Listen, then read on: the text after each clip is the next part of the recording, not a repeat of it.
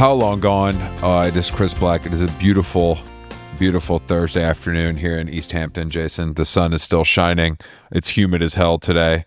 You know, I was at the pool earlier. I can literally see Alex floating while reading a book right now. And she deserves it. She does deserve it much more than me. That's why I'm in this room with my new Play School recording device on the blower with them jeans. Mm-hmm. Yeah, I had to get Chris one of those kid-proof recorders to make sure he didn't mess it up. A lot of buttons were removed. Just one big button. Just one big button. It's like and honestly, it looks like something that would come in a McDonald's Happy Meal. This is kind of the vibe. It's the free gift with a McDonald's Happy Meal. Damn. Okay, my first Fruity Loops user. yeah. What is it? FP Studio? That's what you told me they call it now? FL Studio. FL. I'm sorry. Studio. Of course, FL. Yeah, it makes more sense. Yeah, that's the actual word. Yeah, they're like lose the fruity. It's cleaner. We're so good. Yeah. Shout out to Fruity Loops, all of our FL Studio users. So you're still out there in the country. I spent the last few days in a different country where you're able to access easily from Burbank Airport, and just a quick 80-minute bop over to Utah, and I got to do some Utah stuff, which is basically have food that has a lot of sugar in it, is sort of the general vibe in Utah. You know, I think I'm starting to think that with the Mormons, maybe it would be dangerous if we gave them drugs and alcohol, because they're so, after all these years, their aggressions are so pent up. Once they get jacked up on a fucking swig, maybe that's all they can handle. Imagine if a Mormon did a bump, it could be a seismic shift in the culture of the church. Imagine if a Mormon did a bump, they would kill their pet. You know, like whatever.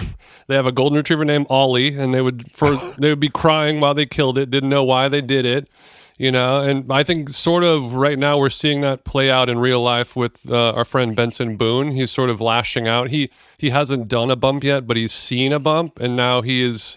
I think he's only wears dresses and then films himself. Benson, did you do any? No, I just looked at it. I swear, I just looked at it. Like I said, if he actually did do it, you know, he would do a backflip off the Golden Gate Bridge to his demise, and he'd be screaming the whole time. He'd be loving it. Yeah. Finally, I can be released from my dark angel. Look, all he has to do is fuck a guy, and he'll be fine. That's really what it. You know what I mean? If he do it. Well, I will say, you know, I have to say, do it, pussy. As far as guys in dresses, he looked good. Let's keep it a whole buck. Let's keep it a whole buck, because his rig is tight. Like, let's be real. Benson Boone, you can come on, bro. His music isn't great. His mustache annoys me, but there's no denying his tight rig. And you Jason, come on, you have eyes. Admit the truth. Okay, yeah. Does he keep a tight package? Yeah, of course. Do I want to see it in a dress? No. Does a dress made for a woman accentuate his features? Not at all. I don't want to see him wearing a Dakota Fanning dress. He ain't got the ass. He ain't got the titties. He doesn't have the torso for it.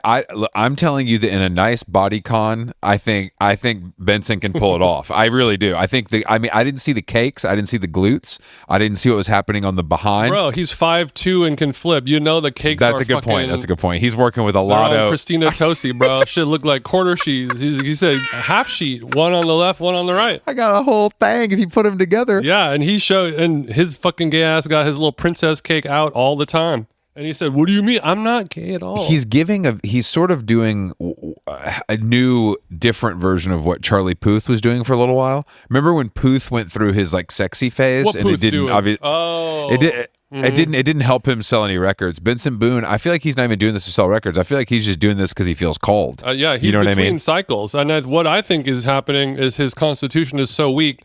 He's only released one album and done one tour, and he's already entered the Britney Spears filming herself during COVID stage of his career. Yeah. You know, let's call it 11 months after his debut album. Yeah. But I mean, I think that those timelines are accelerated now in our modern era. I think things have changed. You know, it's not. Thanks a lot, Adam Faze. Yeah, it's Adam Faze's fault. Oh, it'll be on YouTube. Okay. All right. So how was Utah? Because I know that you hit. Because I've been going to every fucking swamp hollow frog pig farm. You know that where they get you outside. It's this beautiful sort of spread of lettuces and snap peas and fucking fruit, and you get inside and they're selling $40 prepackaged lasagna and mesh hats. You know what I mean? So it's like, was that your and not that all this shit is delicious. I had a triple berry pie last night that blew my top off. Don't get me wrong. All the products are amazing. All the products are amazing. But I'm just saying they're selling a lie. I think the farm aspect is true, but they're really making money on the tote bags, the mesh hats, and the t-shirts and the sweatshirts. Yeah. You know what I mean? Yeah, the profit margin on the sweatpants versus the beef tallow, it's a lot different. You know what I mean? I also, sorry, another thing I forgot about Utah, and we'll get into it more. But we, in terms of the gayness and the Benson Boone of it all, we drove past a place on the way to Ballerina called the River Bottoms Ranch. Chill. It's like a wedding location, an event space. Of course. And I was like, I think that might be what's wrong with, the gayness and the Mormonism and the closeted and the pent up aggression and the sugar and all that stuff. The problem is Utah, it's a state full of bottoms. They're not getting fucked because there's no one to fuck. Well, they're also all hot. That's the other thing that makes it what do we do? Excruciating. The frustration of a room full of hot bottoms and not one, not one dong. I used to get those videos. Now we're going to get them after talking about this. I used to get these videos on Reels where it's like a guy on the BYU campus, like asking people like what they would do. What they would do to go to hell, basically, like what they would, you know what I mean? He asked them all. It's so good. Like if you were going to go out, what would it be? Yeah, it's so good because some people, it's like, oh, I would, whatever. I'd have a threesome with my teacher, and the other people are like, I would have ice cream with chocolate sauce, and then maybe, you know what I mean? It's the range of. I would probably, I don't know, play Grand Theft Auto for an hour. Like, what a way to go! It's yeah, exactly. I'll stay up past 11. And then the next guy's like, well, double murder suicide while I'm coming. Like, too far? Do you have a dog? Do you have a dog I could kill? Because that would be great. Anyway, so I'm pulling the fingernails out one by one with the needle nose. And that's first course. Oh, that's so funny. All right, so so the hotel looked beautiful. The view looked amazing. We were podcasting with Sisto last week. I got a little, earlier this week, I got a little view. Now you went to Ballerina Farms, which is ground zero for sort of dumb shit. And good, delicious. I mean, that, again, all these places are so good that it's like, well, yeah, I mean, it's tough to complain about. But I saw you sent me a picture. You might have posted it as well. There seemed to be a protein soft serve, which sounds like there's a place here called the Sagaponic General Store, which is full of like, women that put on a full face of makeup to get a matcha latte and a breakfast sandwich they don't eat. Sagaponic General Store. It's like a fucking At the Drive-In song. I mean, it's a beautiful back garden. The offering is fine, but they're selling a lot of hats. But my point is they have a soft serve station that I've yet to patronize because I've only gone during the day. You know me, I don't do that. But you saw protein soft serve. Were you able to have a little nip and try it? Okay, all right. The problem was, I mean, that's what was going through my thick skull was like, am I going to have chocolate soft serve for breakfast? Like as my first meal of the day, even if it is packed full of whey protein from hot, white, blonde-haired, blue-eyed cows, it's still a bridge too far. So we went with the greenhouse. Wait. Are these cows hot? Okay, sorry. Okay.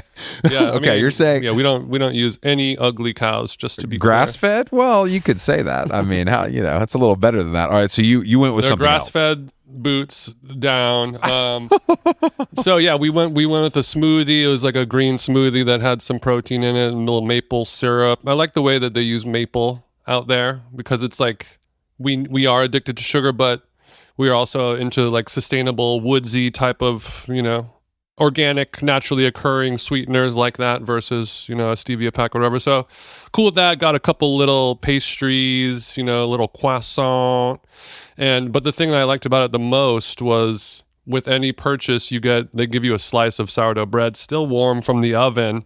And then they have a self-serve table with a giant thing of butter, like you're at a Caper magazine sponsored dinner party about the foodways of Southwest Thailand, and then, some nice gray Himalayan salt or something, and then some local Manuka honey, of course, to drizzle upon it. And, or you could just do it for $1. So I like the idea. Cool. You can go into a place, hand them $1 bill. They give you, one of the better slices of sourdough bread you're going to eat. Smear it on with as much local butter and honey and salt. It was really quite good. Imagine if they put that in the West Village. Oh my God, women would be killing each other. There would be a death. Well, that's the problem is you get the quality where it's higher than Erewhon and Happier Grocery and everywhere else. No shade to those retailers, but the prices are half the cost because it is Utah. So your brain is kind of doing somersaults where you're like, I'm leaving a metropolitan area where everything is at your fingertips, driving into a town truly in the middle of nowhere, in the state in the middle of nowhere. It's just like a true oasis. So like all these, masa chips are being flown in from all over the world, and it's still half the price of anything in New York and LA just because, Utah different. That's nice. So you can get like this crazy smoothie and it's like $10. Because that's the opposite of what I'm doing here. It's the same. Because what you're paying for the status. You're paying for, I don't care about like this milk being raw or whatever, or I don't care about like this bag of, dried beans I'm going to take home and never use. I want other people to know that I have enough money to go to this place in this town, and that's what it's all about. I will say that there's a place here, a very popular place called Carissa's the Bakery, and the sourdough is unbelievable. I will say it is levitation level, no dua, and I'm very impressed by it. But I also there's a gym, because I told you about trying to go to the Equinox in the Hamptons, where it's on top of my all access to membership. It's an additional $300 a month to use the one out here, which is just amazing. So what are you going to do? Not pay? I've been going to the Sag Harbor gym, which is like a local. I realized the one time I'd been out here before, I'd been to this gym. It's kind of a classic locals gym, like a little better than it should be because it's here, but not too crazy. Mm-hmm. And the crowd is one of the greatest mixes I've ever seen at a gym, because it's like old rich guy, full timer, Bentley parked in the handicap spot, who are in better shape than us. Period. Then it's all, if you're looking for a thick Latina, they all work here, and they're all at the gym, just handling the Smith machine. And then additionally on Thursdays, it seemed like a new crop of extremely hot, like college freshmen are home for summer, and they're just shirts off, biceps bulging, tan year round, look like they play baseball at Pepperdine. You know what I mean? Okay. And it's just, so I got a little something for you and a little something for me, a little Latina for me, and a little little Pepperdine shortstop for you. Exactly, a little second baseman for me. But the biceps looking good, not a hair on him. It's one of the wildest crowds I've ever seen, but it's a great gym, and the culture, I can't tell what the culture is. I've been 5 days in a row, but I still haven't been able to pick up on what it is. But it's fascinating overall. I think the culture at that gym versus the Equinox gym out there is anyone, as long as you're not gay. It seems to be the Sag Harbor gym. No.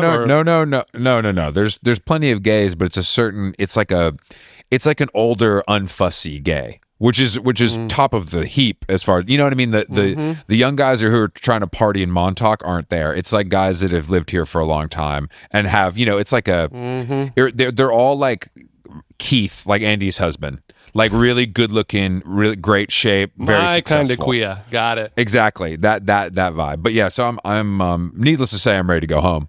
Anytime. How many more days do you have out there? Just one full day. I'll be back in money making Manhattan on Saturday afternoon, just in time for the Knicks watch party I'm hosting.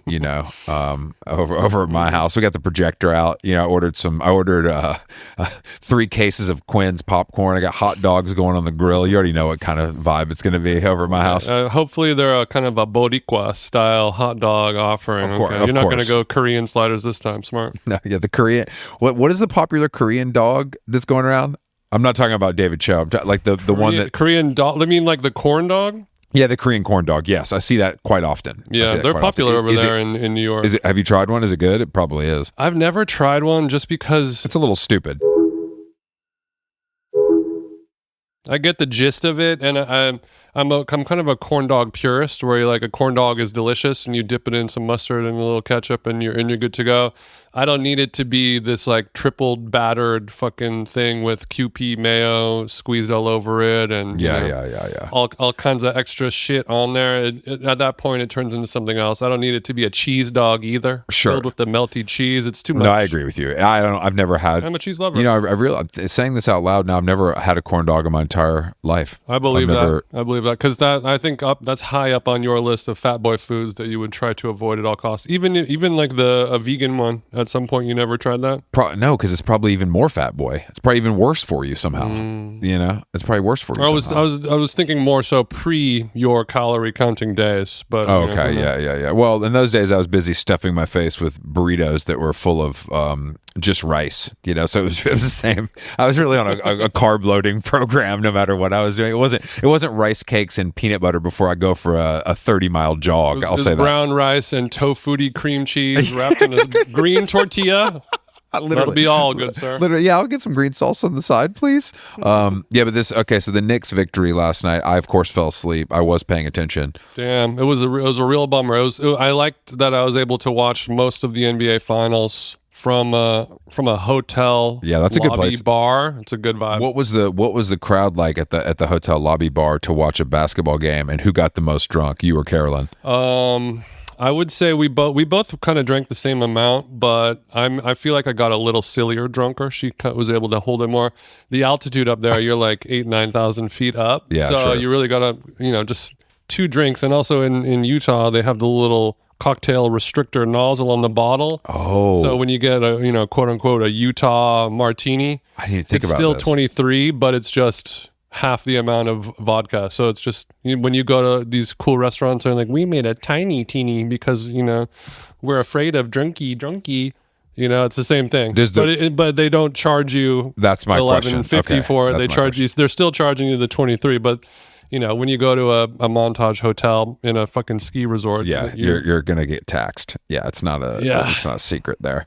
Yeah, I mean, I'm happy for all the people that care too much about this. I do think that even though I know it's bad, throwing eggs at Wemby when he's going to the hotel is hilarious. After his team just lost embarrassingly, so bad form, kicking a man when he's down. If he destroyed the Knicks and they if they called the game at the end of the first half, then yeah, sure, throw an egg. I think New York City in many ways is the kind of kick you while you're down place, like ground zero for that, whether you're a civilian or a 7'4" multimillionaire. We love kicking a man when he's down. We love beating a dead horse. Him going around, him sketching in the park and like all that shit is really funny because it just makes people want to fucking kill him in a way that's like, you know what, man, let this basketball player be more well-rounded than just cheating on his wife. You know what I mean? Let this guy have his hobbies, but it's too. Imagine who, first of all, the New Yorker who gave him the key to the Gramercy Park. That's crazy work. You better be from San Antonio. And secondly, imagine seeing that. Like, imagine you're walking Bean through the park, and you look over and you see Wemby sketching. Like, what do you even? It feels like a figment. You know what I mean? It doesn't feel real. It doesn't feel real, which is cool. I'm over here with my hands over my eyes like this. Exactly. I'm sorry, say what now? Exactly. But I would, of course, go over and talk to him and build because we're both kind of the same guy at the end of the day. Well, I wouldn't go that far. I mean, someone would height mog your little ass, make you feel small. It would be like every picture of us together for How Long Gone. Finally, you would be me and Wemby would be you in this situation. The only difference is I'm secure with being shorter and, other people might not be. Who the fuck are you talking about? I don't know. I don't know nothing about that bitch. I'm good. I feel real good. Okay. No, you are good. I'm not talking about you. I'm talking about those other bad people. Yeah, you're talking about. Okay. I think Wemby and I would be able to build. He reminds me of a lot of Kareem Abdul-Jabbar energy. Super tall, lanky, but also, probably low-key laying a little piz-eye, and he's spiritual AF. He's giving Buddhism down. The pictures of him training with the monks are also... I just like when an athlete is a total freak because they have to, like, you only have one calling in life. So any of this other stuff is truly just to please yourself. Do you know what I mean? Mm-hmm. Like, it's not like Wemby's going to turn one of his weird hobbies into a job. He has $100 million. He never has to work again.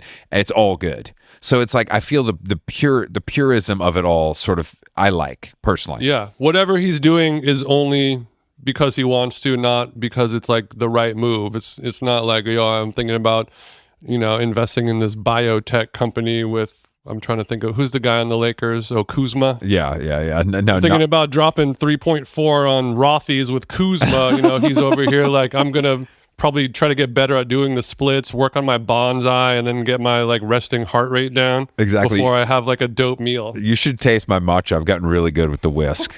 Yeah, that's the 100% what he's doing. I appreciate. Please come in. I'd love to share an offering with you. Yeah, exactly. I appreciate the dedication to hobbies, but I do feel like if they win on Saturday, and I think there could be a riot. Like I think it's stay inside time. Like Bar Oliver might get lit on fire. You know what I mean? So they could win. Yeah, they're up 3-1. They could win on Saturday. I'm going to be flying into New York on Sunday. Shout out to our friends at FX's The Bear. More on that next week. But I could, the plane is going to be, approaching JFK, and the pilot's going to be like, nah. Yeah, turn this shit around. Yeah, We're going to Baltimore.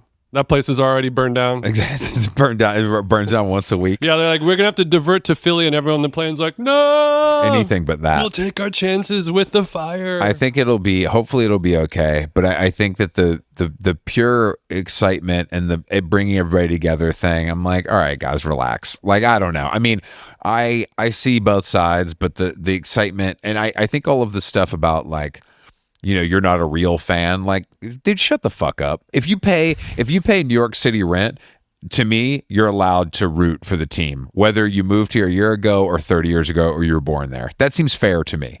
Like, you know what I mean? Like, I don't think you need to wear a custom T-shirt that says Stevie Nicks. You know what I'm saying? There's a line, but I just mean I think that this sort of fan shaming when it's something that everybody's so excited about feels misplaced to me. Yeah, it's the same thing as shaming somebody for being like a newfound fan of Harry Potter or Star Wars or something like that. It's just at that point it's sort of public domain for anyone to enjoy. As much as there's nothing niche about it whatsoever. Yeah, as much as I like to say you wasn't there, etc. I just think with like, oh, you started listening to Taylor after Love Story. yeah. It's like, oh yeah, the fuck out of my face.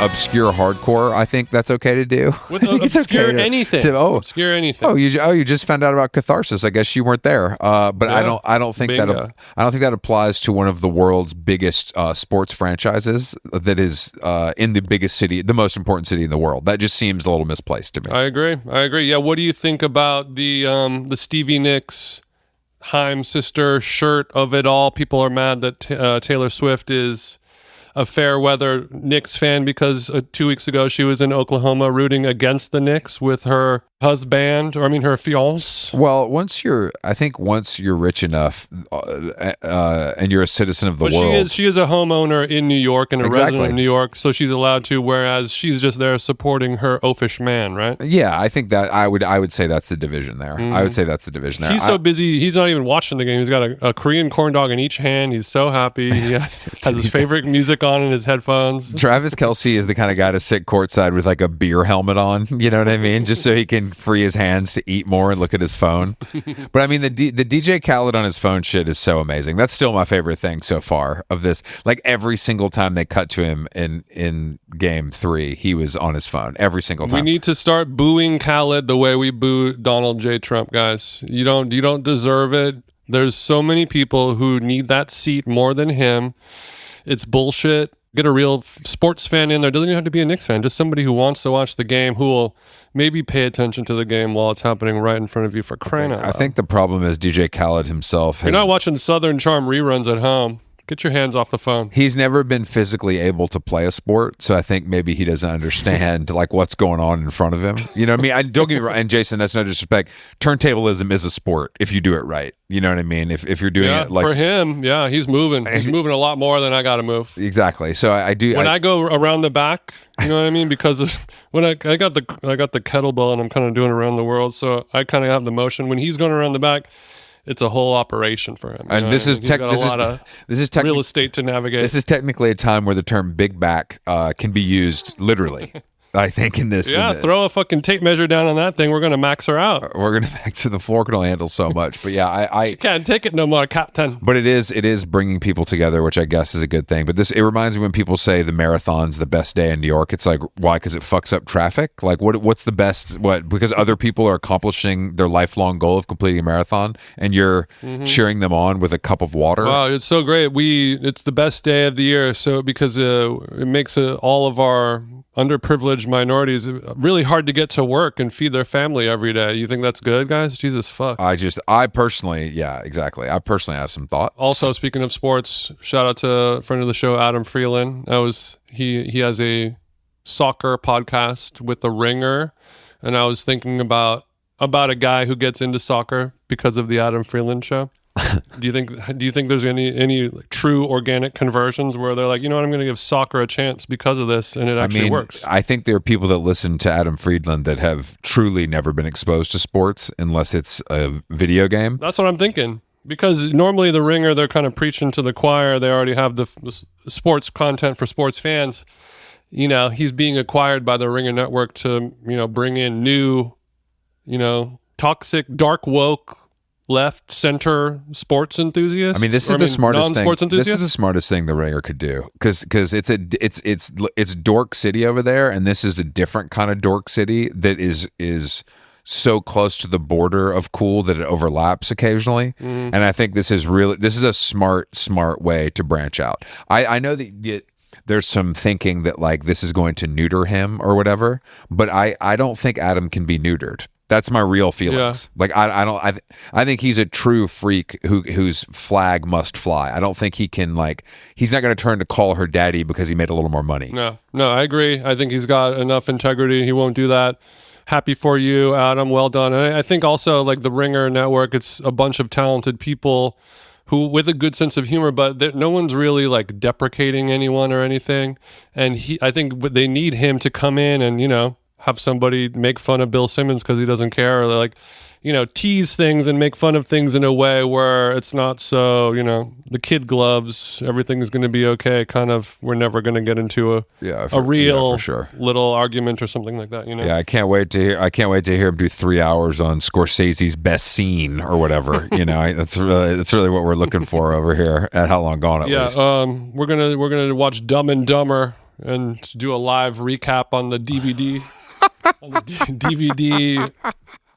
And also, I've been hearing a lot of people, what was it? I was listening to Lauren Sherman and Jacob Gallagher. They were talking on her podcast, Fashion People, about like shows happening in LA, like the Hermes show and Xenia. Dior. I feel like everyone in New York keeps obsessing and teasing LA with all the tropes that LA has, the athleisure and the this and that and the smoothies and the Pilates. But, at this point, that happens everywhere. That's happening just as much in New York. Why does New York hate LA so much, but they keep wanting to come here? Because it's nicer. It's only in the like. I'm trying to think of another example of like, we talk shit on this place so much, yeah, we can't stop going there. You know what I mean? I mean, I think I'm in one of those places kind of right now, a little bit.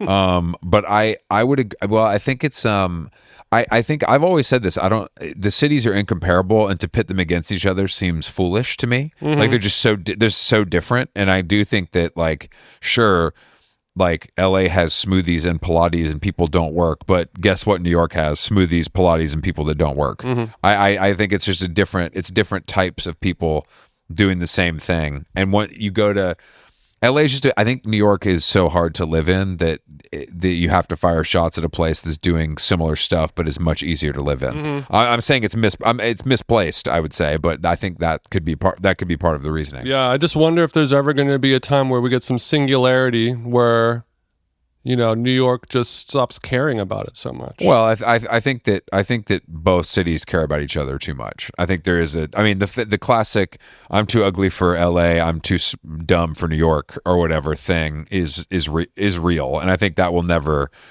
go away. As much, even if places evolve and change, it's sort of a historical. Yeah, it's true. I know, and it's never going to frickin' stop. Would you have anything going on? I have a lot of questions for Paige DeSorbo. I'm trying to run through. Yeah, Paige canceled on us for the second time, so I'm able to come out and say that I'm officially Team Craig. I was going to hold back. I didn't want to endorse a candidate. At this So late. we were supposed to have Paige DeSorbo on the pod of Giggly Squad fame. Yeah, Summer House, Giggly Squad, the brand Daphne, and several other ventures, but she canceled on us again, and I think that might be the last time. And I usually, someone like that, I do find her pretty fascinating in many ways, but I have to have some constitution. I have to make How Long Gone kind of put down the boot. Sometimes it's like you can't keep coming back to the buffet. You know what I mean? 2 strikes and you're out, mama. Yeah. Some people do 3. How Long Gone? We do 2. Yeah. It's a damn shame. Well, I was curious and I wanted to ask you because I was thinking about it.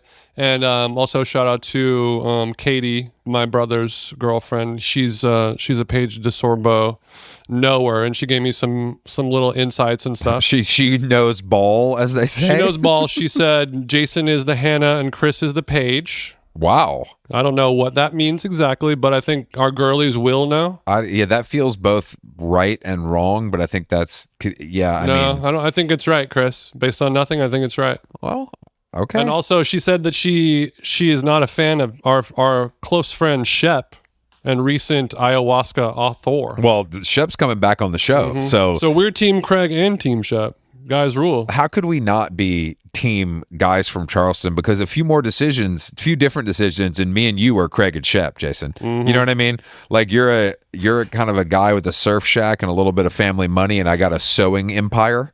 That is not that crazy. Empire. That is not that crazy for us. No, you know we're wearing some tan pants that are nylon material. Yeah, bro. And I've got a blue long sleeve hoodie shirt that covers my rear end a little more than. What time are we going to meet for the bar crawl? You're 44 years old. Yeah. What time are we going to meet for the bar crawl? I see that those guys I feel related to because of my Southern heritage. Literally, if I made a few different decisions and was better looking and had an affinity for fishing, that could be me. You know what I mean? And those kind of guys aren't that far off from like an Orange County kind of guy. It's same. Yeah. It's same coin, different sides. And it is a little unfair because for you is thinking like, put down the bubbler, put down the swisher and pick up the, whatever they're doing out there, pick up the Nerf beach football set or what's the game where you slap the ball on the net?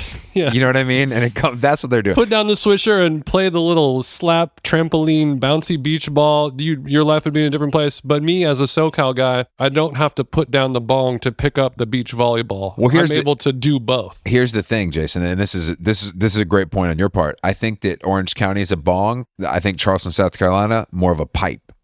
Classic head shop pipe, hand blown, of course, hand blown. Oh, don't get me wrong, she's cute. Yeah, but I'm saying I think that's how closely related these places could be. The fishing, the surfing, the clothing, the marijuana smoking, disc sports, the canned beer drinking. These things are all in lockstep in many ways. A little bit of a whites only flavor, a lot of through lines, but. This sort of leads me to believe, or this sort of leads me to wonder and ponder the question of all the times we've had a How Long Gone guest cancel last minute. How often are they male? How often are they female? Oh, wow. The most famous one to me that stands out in my mind, the worst cancellation of all time was Steve Lacy 20 minutes after we were already on the Zoom. That is the most legendary. That's the worst cancellation of all time. Okay, well, I mean, which category does Steve Lacy fit into, guy or girl? He's a guy. Even though he carries a Saint Laurent bag and he is gay, he is a guy. But I would say that's the worst one. I mean, today, look, Paige, we got a 3-4 hour. That's honestly better than most. I feel like, you know what I mean. But Steve Lacy's the one that sticks out to me because it was literally like we were on the Zoom waiting for him, and so were his PR people, and they're like, "Sorry, we don't know where he is." And I'm like, "Oh, okay.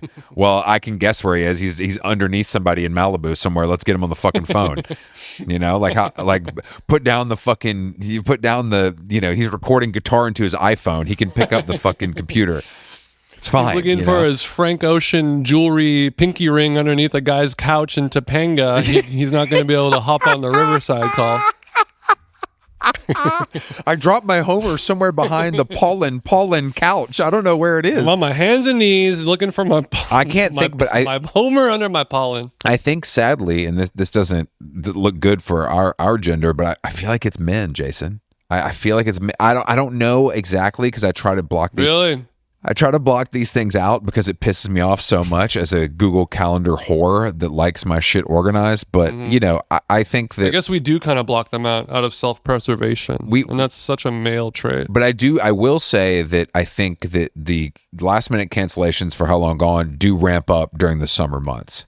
Because I think people are distracted. Little summer Friday fever kind of thing. They're traveling, exactly. And someone like Paige, to her defense, she podcasts. She's got a lot going on. She's making a lot of money. Does she need to do How Long Gone? Absolutely not. Does she want to do How Long Gone? Absolutely not. Did someone tell her that it would be fun and she should do it? Absolutely. But also, did she get a calendar invitation and say yes to it? Several times.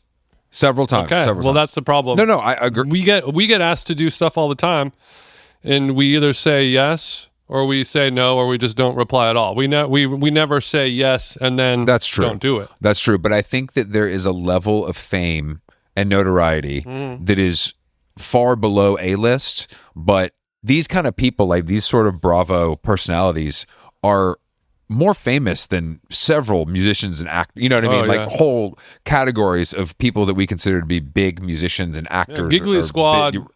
Phoebe Bridgers is opening for her. You know what I mean? Yeah, Giggly Squad is a huge, successful podcast. They sell at Radio City. They do XYZ. Hannah has a great name, too. It is a great name. It really is.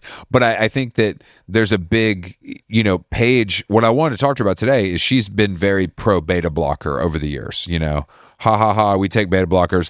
And then recently on the Summer House reunion, the two people that are in trouble, West and Amanda, were sitting on the couch like, mute bumps on a log while they're just getting absolutely ravaged by their, co-stars who hate them. And Andy Cohen, I've never seen Andy do this, he straight up has to ask West, are you on drugs? Like, are you on something right now? And I think instead of saying, I snorted a bar and had a little JD before I came out here, he said beta blocker, because that's the beta blockers to me feel like the acceptable sort of kid gloves version of Xanax or Ativan or other benzos that real ones would use. It's like when I'm at TSA and they're like, well, what is that? And I go, CBD. It's for my... Yeah, exactly. I get a little arthritis. What is that? What is that? Oh, that's not cocaine. That's magnesium powder. It's a simple. You can do this all day. It is the perfect crime. And anytime, what if every time they're like, oh, fuck, Trump fell asleep again during a press conference, he'll be like, beta blockers got me. I was just zonked out. I just wanted to do such a good job, and I get, with my autism, I get a little nervous on camera. The problem with beta blockers, which I've never used one, I don't fully understand them. The best part about this whole thing is Ciara, the sort of victim in this Summer House story, is a nurse, and she like went on. She was like, well, actually, beta blockers, blah blah blah. Breaks down their effects. I find that doing public facing stuff, I think part of the fun and the excitement is the nerves that you feel. And I mean, obviously it's different. I'm not going on national television to get, called an asshole for 2.5 hours while Andy Cohen looks at note cards. But and you're also not using gloves to do deadlifts at the gym. But I just mean, I feel like that's part of the whole thing. And that's kind of like, you don't get the payoff without the nerves. I like the nerves, a little bit. And like, I think if you don't get them, it's sort of scary. It becomes a problem. Obviously you want to get comfortable and loose out there, but you have to earn it. Of course, we always have have a shot of tequila before you go on stage, that kind of thing.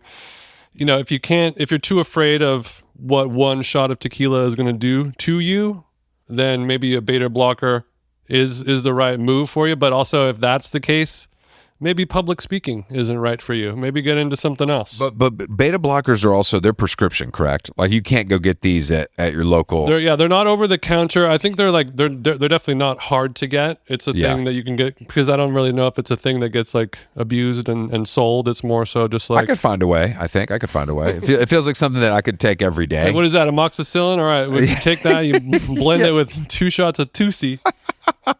Yeah, but I do think the beta blocker conversation has become, it's particularly talked about in like a certain sect of like reality show people, because I think that they're just like, they can't, like if they log on to their Instagram, it's just people telling them to kill themselves. And it's like if they go out in public, like they get their photo taken by every person at the bar in line at the airport or at the wedding in Italy. So does that mean they're blocking betas like all day long? Or I'm not going to say all day long, but I think that comes in waves where the betas need to be blocked to get through life. Like, because I think that I think it's like, because these people aren't looked at as like quote unquote actually famous, you know what I mean? Like you will get literally heckled in the street the way that would never happen to like Brad Pitt or whatever. You know what I mean? No one's screaming Brad Pitt's a deadbeat dad when he's walking through Tribeca. You know, it's like, but if you see West at the airport, you're throwing a bottle of water at him and calling him a cheater. Like that doesn't happen to real. You're throwing an egg at his head just because you didn't like how he treated some Summer on episode 4, season 3. Exactly. So I do think the beta, but I don't know people who. I feel like that's the most I've ever heard about beta blockers are on these programs. Whereas I know in real life people use them, but it doesn't seem to be as spoken about. Yeah, I know that like who was Neil Brennan talked about using them a lot because of his like. Whatever severe mental issues that he had, he kind of needed them to even just go up and do 15 at, the Chuckle House in Venice Beach or whatever. I think that's fine. I mean, in those situations, if you're like, I really love going up on stage and performing, but I really, it's not so much like I get nervous and I like flub a line, but it's more so like sometimes I like faint and I have to like go to the hospital, then let's block those betas. But otherwise, like you're saying, you got to earn that nervous feeling up there. That's how you push through. You want to get loose because you warmed up. Yeah. You don't want to get loose because you did a motherfucking pharmaceutical. But I think if the options are I cannot do my job without this because I have so many problems versus like I need to take the edge off a little bit, I think that's two different things. But I feel like if I sign up to go on TV and get called a bad person, but I'm doing 3 million in brand deals this year for my Instagram account, thanks to our friends at DoorDash, I do think you got to nut up a little bit. Yeah. Or also, if everyone in the world is calling you a bad person, maybe fix it.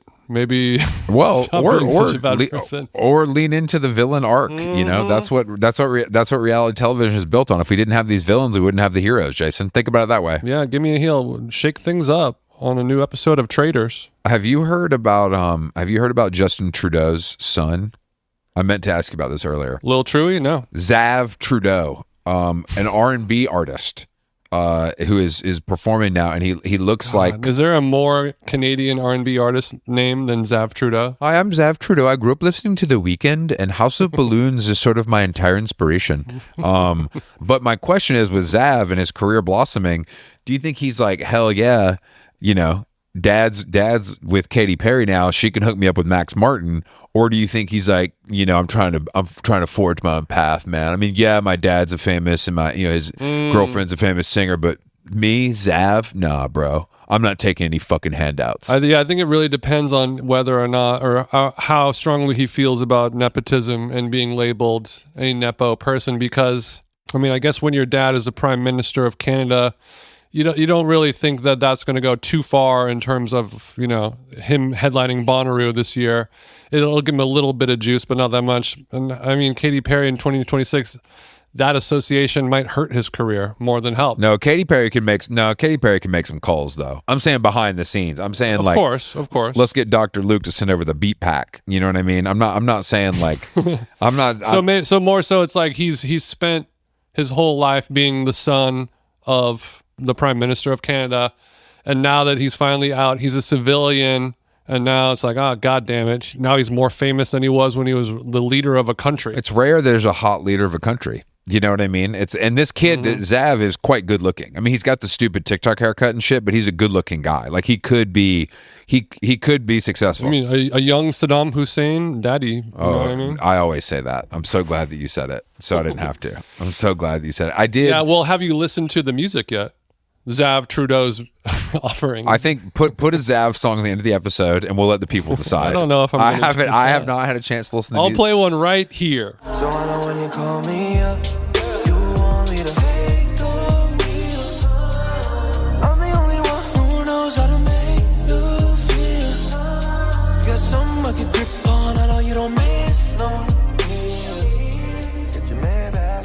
I have not had a chance to listen to Zav yet. Xavier So Based. Just because I learned about them on the Popcast. modern R&B is not my preferred genre, as you know. Also, does Zav Trudeau might just go by Zav? I think Zav Trudeau sounds sick. I think that's I think the thing he's got going for him the most is his name being Zav Trudeau.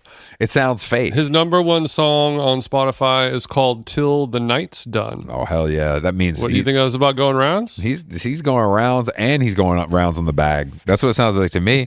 Bro, you grew up in Montreal. They give you Coke at birth. Like that's one of the I mean, you have to party if you are in Montreal. That's part of the deal. Wow, his Spotify bio. Zav is a Canadian R&B artist blending smooth melodies, moody production with honest lyricism. He's also the son of former Prime Minister Justin Trudeau. We need to get Jacques Green on that. I bet Jacques Green's already done a remix. Do you think that there's a K Tronada, re-edit? Well, I hope. Okay, his debut single "Till the Night's Done" shows influences obviously of Drake, Don Toliver, and Bryson Tiller. So if he's going kind of Tiller Tolliver direction, maybe he's going a little bit more, a vibe that we're more into, a little more of a Joe Budden's R&B versus, a Steve Lacy's version of R&B. Yeah, this does feel like a sleeper Ice would have played in 2024 based on the description. He's the white nav, hopefully. I don't know. This is cool. I think this is, I like the fact that he's kind of doing his own thing and bucking tradition. He's not going into politics. He said, Dad, you leave all that shit.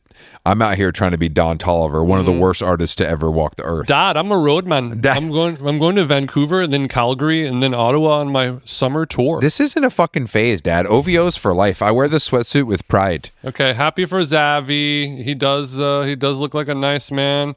Once you get your monthly listeners up, come on the pod, Zav. I mean Zav and Nav. No, he's giving. I'll have Zav any day. Zav, we need to be on the ground floor of this. Also, yeah, I just went to Dune. I had this falafel plate with the side of Zav. It was.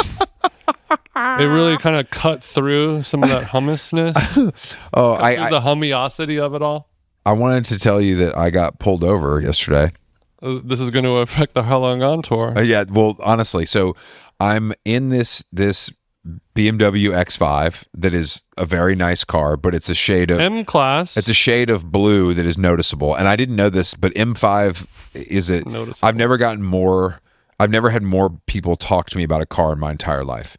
Like guys want to talk about the M5 and ask me about it. You've driven all over this fine country in an orange Aston Martin and other similarly kind of peacocky vehicles. Insane, expensive, fast, brightly colored cars are sort of my niche in the tri-state area. And guys I'm talking a guy in the gym saw me get out of the car, came up to me in the gym like 30 minutes later to talk about it. What do they want to know? Just like how does it feel? How does it feel? I think it's one of those cars that like is barely out. Like it's barely on the market. So I think it's like if you're a BMW guy, you haven't really seen it maybe, or you haven't whatever. So they're talking to me about paddle shifting. So people are like, who are you and tell me everything. Why do you have this? Who did you steal this from? So awesome. Yesterday I did a move that I think of as you'll understand this. You're trying to turn left. There's a backup of cars. The turn lane is, let's say, 5 cars in front of you. So you just kind of edge out. There's no one coming. You cross the yellow lines. You get in the turn lane. You know what I'm talking about. I know what you're talking about. This is a classic thing that everybody does. I did this. I passed a police officer. I make my left turn. He lights me up. He lights me up in the X5. I'm not riding dirty. And I pull over, and this time you did pull over. Okay, this time I pulled over. I usually give chase. I could have outrun him in the X5 in the M5. Damn right. And the M5, but so I get my license out. The cop walks up, and this motherfucker is maybe 22. And the first thing I thought of was, this is going to ruin the world tour. He's never even heard of NSYNC. He's never even heard of this shit. Like, I was literally like, they really do. You can be 22, you live in paradise, you're a cop that only pulls over rich guys that are drunk driving. That's the whole job here. And I was like, oh wow, this really is. You're on your 3rd can of Ghost creatine.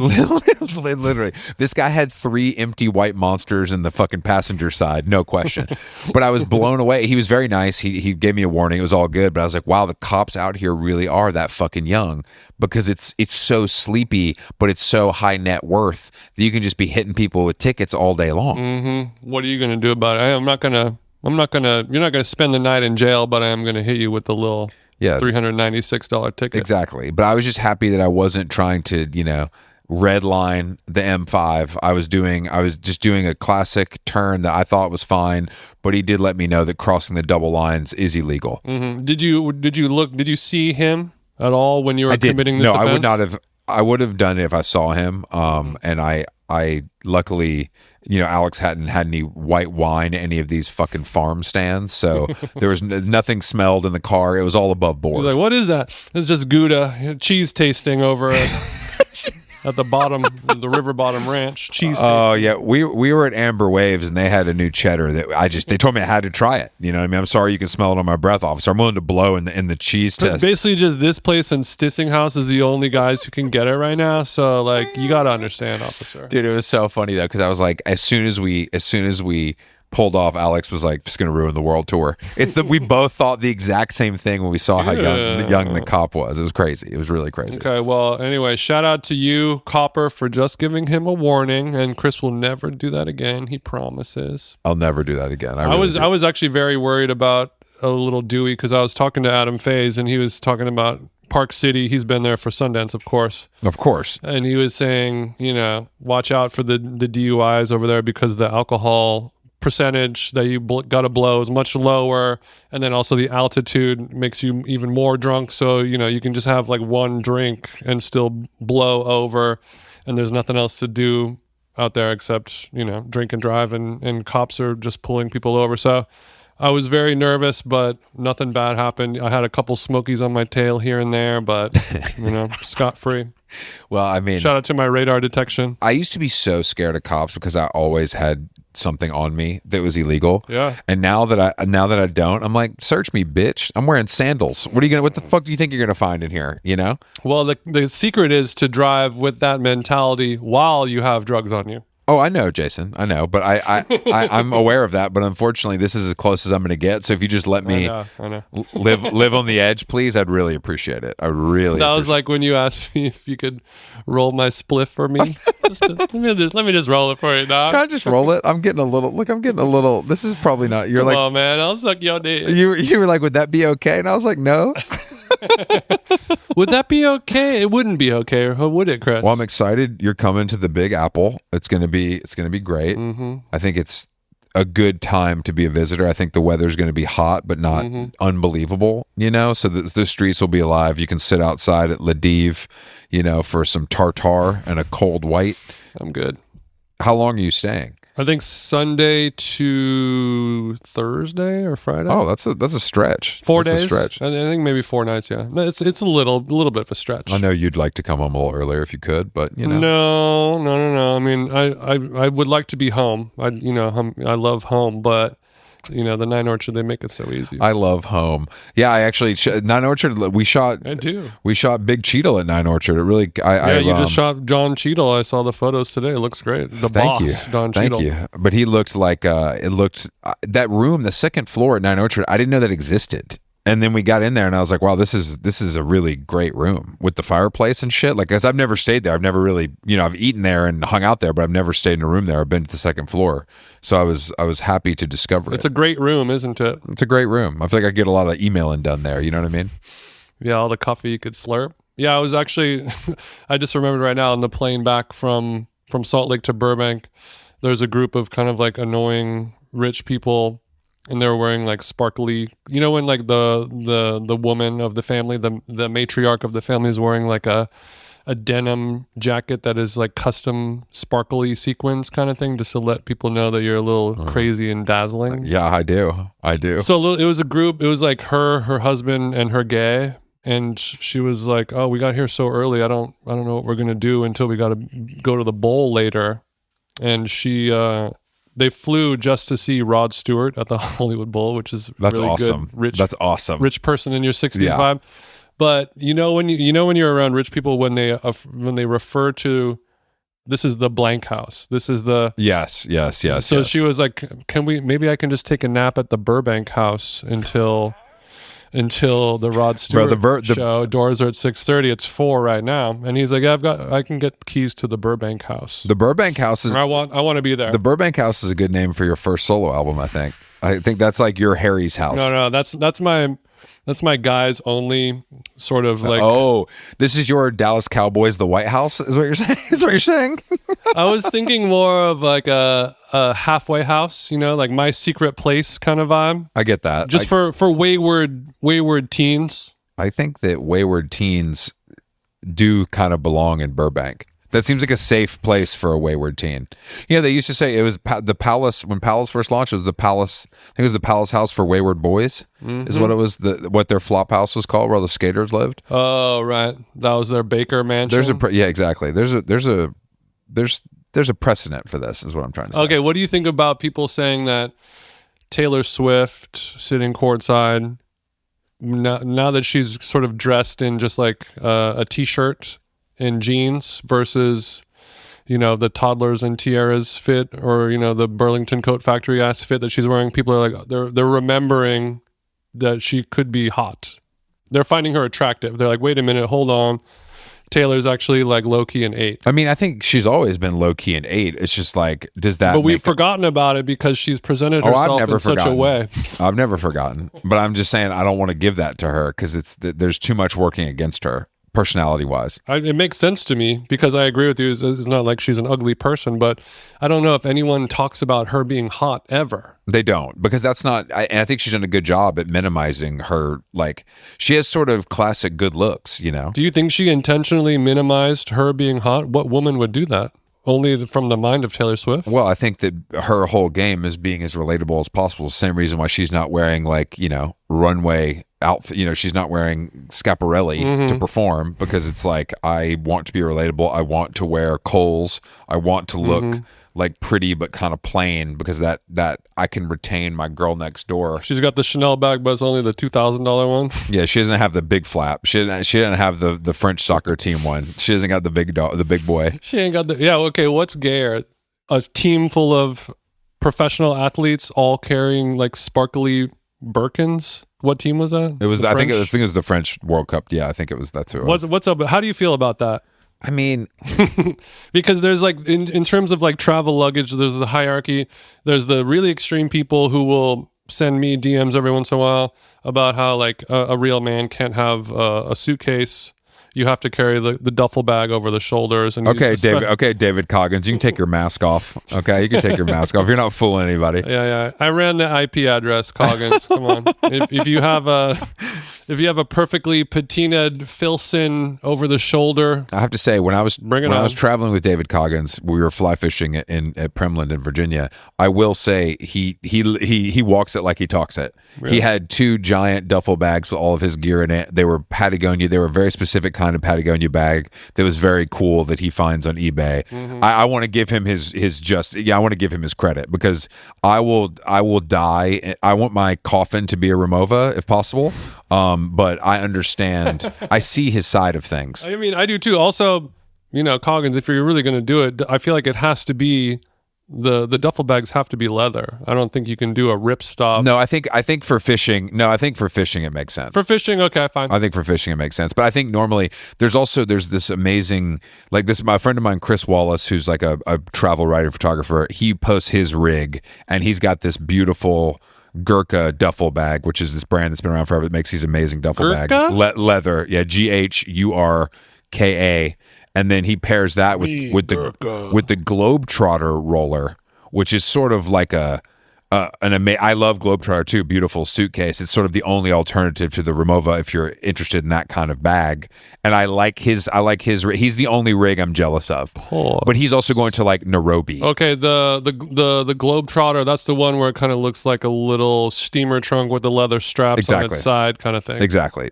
Beautiful suitcase. Beautiful suitcase. But what color would you just do? All black with that? Because every time I see those in the airport, they look a little too like. Yeah, you could probably get it. I think you could do them custom. custom Victorian adorned kind of vibe. I think you can get them custom. I think you can put your initials on them. But the Gurkha leather duffel bag is the best sort of non-designer because it's a classic. It's just like a classic. It looks sick. It comes in black. It comes in brown. I don't know. It's as good as it gets. It's as good as it gets for that kind of product, I think. Okay, I'm looking up the Gurkha right now. I see it. It's looking pretty nice. They're not cheap. They are not. Okay, sorry. So there, that is the one side of the spectrum, and then you work into like the man bag, where like all these, Versace and Gucci and blah blah blah. They all make, travel-y, duffel-y bags that are sort of unisex or even male leaning, like like a leather brown Gurkha, or anything. You have the Louis duffel, which I think is pretty unisex at this point. But then when you cross over into the purple Birkin or like the hot pink, like Pharrell Louis purse, like ASAP Rocky kind of thing, what kind of fella can pull that off? Do you have to be do you have to be like a rapper that wears a thong on stage in order to pull off the hot pink Louis? I mean, the problem is I really like that big Chanel bag. I think it's really cool. I'm obviously not going to pull it off, but the big Chanel flap that like the athlete has or Rocky had, but it's, I mean, the only people that carry these bags are guys that are too rich. Do you know what I mean? It's literally like I have a $10,000 duffel bag, which is for most people I would say is unapproachable, where a Louis or a Gurkha is reasonable, but then you get into the Bottega and that jumps $3,000-$4,000. The guy who's buying a $2,000 t-shirt. A guy I'll never forget. Someone sent me. There was a Birkin, a vintage men's Birkin for sale that had stamped initials CB on it, and I was like, my God, this is the only time I've ever wanted this because it feels like God's plan. So the men's Birkin, it has like a little more softer features and the strap is a little more fold overy. I don't even know. I think it might just be bigger. Like I think it just might be actually the big, because like Pharrell carries it, like it's big enough to use as like a carry-on bag for luggage. But I think that the carry-on bag for men thing has gotten into, there's some wild stuff out there. You know what I mean? Like I think that it feels like an opportunity for men to sort of, show off a little bit. And I don't know if that's a good thing. Men shouldn't show off. Lil Yachty does not need to show off any more than he already is. I don't know, man. I just don't. I'll answer the question. I think I saw Stephon Diggs with a hot pink Birkin.